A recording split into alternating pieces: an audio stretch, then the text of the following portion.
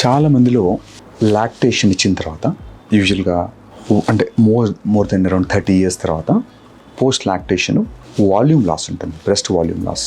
So ముందు ఉన్న వాల్యూమ్లో యూజువల్గా ఒక 40-50% వాల్యూమ్ లాస్ అయ్యి బ్రెస్ట్ బికమ్ వెరీ ఫ్లాట్. వాళ్ళకి సడన్గా కాన్ఫిడెన్స్ పోవడము, తర్వాత సాగి అనిపించడము, బ్రెస్ట్ ఆ ముందున్నట్టు ఆ షేప్ లేపేసరికి కొంచెం బట్టలు వేసుకున్నప్పుడు కూడా మీకు ఆ ఫుల్నెస్ రాకుండా ఉండడము, ఇలాంటి ప్రాబ్లమ్స్తో ఫేస్ అవుతూ ఉంటారు.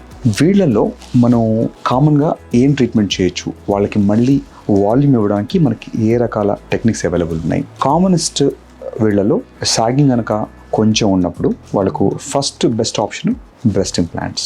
బ్రెస్ట్ ఇంప్లాంట్స్ అంటే చాలామందికి అప్రిహెన్షన్స్ ఉన్నా, భయాలున్నా ఈ ఇంప్లాంట్ అనేది చాలా సేఫ్, FDA అప్రూవ్డ్ ఇంప్లాంట్స్. ఇవి బాడీలో మనకి ఎటువంటి ఇబ్బంది పెట్టవు, ప్లస్ బ్రెస్ట్ గ్లాండ్ని కింద పెడతాం. సో గ్లాండ్ని డిస్టర్బ్ చేయదు ఈ ఇంప్లాంట్తో. ఫస్ట్ చాయిస్ మనకి ఎప్పుడైనా breast implant is the best choice when there is sagginess తక్కువ ఉన్నప్పుడు. తర్వాత బ్రెస్ట్ బాగా సాగ్ అయిపోతున్నప్పుడు ఒక ఇంప్లాంట్ పెట్టిన తర్వాత కూడా మనకు లిఫ్ట్ అవ్వదు బ్రెస్ట్.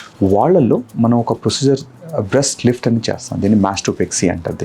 దీంట్లో కంప్లీట్గా ఆ నిపిల్ ఏరియాలో కాంప్లెక్స్ని మళ్ళీ పైకి షిఫ్ట్ చేస్తాం. సో బ్రెస్ట్లో ఎక్సెస్ స్కిన్ అంతా కూడా టైట్ చేస్తాం. దీంట్లో ఒక సింగిల్ లైన్ లాగా ఒక స్కార్ వస్తుంది, లాలీపాప్ స్కార్ అంటారు. ఇది బ్రెస్ట్ లిఫ్ట్ అంటారు. సో కొంతమందిలో బ్రెస్ట్ లిఫ్ట్ ప్లస్ ఇంప్లాంట్స్ రెండు కంబైన్ చేస్తాం. కొంతమందికి బ్రెస్ట్ లిఫ్ట్ చేసిన తర్వాత కూడా వాల్యూమ్ ఉండదు, వాళ్ళల్లో కొంచెం స్మాల్ సైజ్ ఇంప్లాంట్స్ పెట్టి ఈ రెండు ప్రొసీజర్ కంబైన్ చేస్తాం. సో మనకు ఆల్రెడీ కనుక బిగ్ బ్రెస్ట్ ఉండి ఓన్లీ సాగింగ్ ఉంటే వాళ్ళకు ఓన్లీ బ్రెస్ట్ లిఫ్ట్ సరిపోతుంది.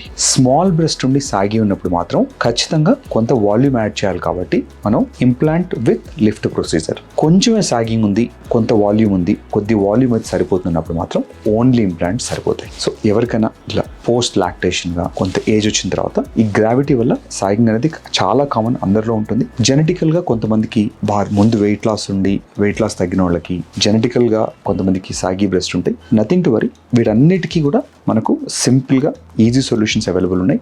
ఈ అన్ని ప్రొసీజర్ కూడా సింగిల్ డే, అంటే యూజువల్గా మార్నింగ్ వస్తే మధ్యాహ్నం ఆర్ ఈవినింగ్ వరకు ఇంటికి వెళ్ళిపోవచ్చు.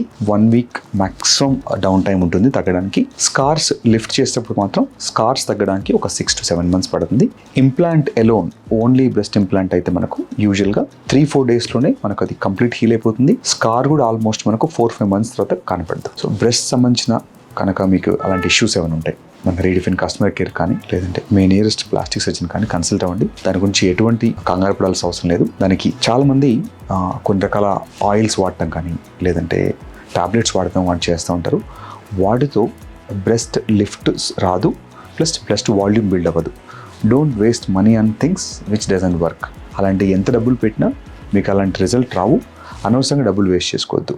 యాక్సెప్ట్ ఫస్ట్ ఆఫ్ ఆల్ ఈ ప్రొసెస్ అని కూడా కాంప్లిమెంటరీ ప్రొసెస్. మనకు ప్రొసీజర్ చేయనంత మాత్రాన మనకి ఎటువంటి ఇబ్బంది లేదు. చేసుకుంటే మాత్రం go for a standard procedure. ఒక్కసారి ఈ ప్రొసీజర్ చేసిన తర్వాత దీని రిజల్ట్స్ చాలా లాంగ్ లాస్టింగ్ ఉంటాయి. ఎందుకంటే ఫీడింగ్ ఆల్రెడీ అయిపోయింది కాబట్టి మళ్ళీ బ్రెస్ట్ వాల్యూమ్లో చేంజెస్ ఉండవు, కాబట్టి ఈజీగా ఒక 15-20 years రిజల్ట్స్ కరెక్ట్గా ఉంటాయి. కాబట్టి సో ఈ ప్రొసీజర్స్ మీకు 100% సేఫ్, అడ్వైజబుల్.